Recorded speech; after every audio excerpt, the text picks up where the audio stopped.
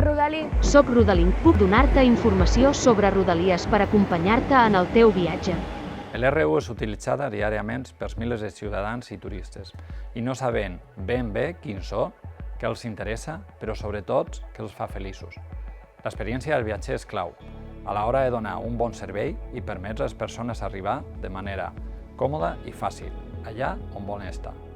Per Renfe, l'aposta per la digitalització, la innovació, les persones són palanques del seu pla estratègic. Hola, Rodalink. Estoy de visita por Mataró. ¿Qué podría hacer esta tarde?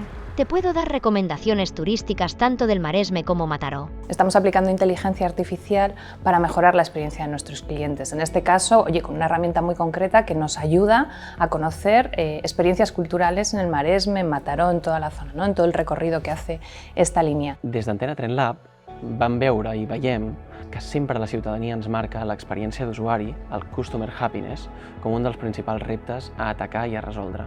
En aquest cas, l'empresa iUrban va guanyar amb la seva solució, que és Rodalink. És un pilot d'un assistent virtual que estem implementant a la línia RU.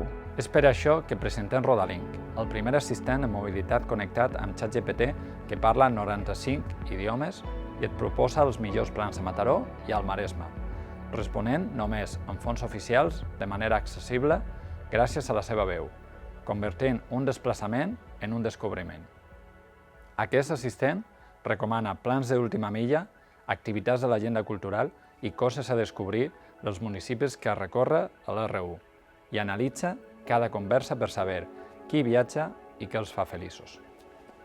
Hola, Rodalink. ¿Qué me puedes contar sobre la nau Gaudí? Nau Gaudí és la primera obra de Antoni Gaudí i se encuentra en Mataró.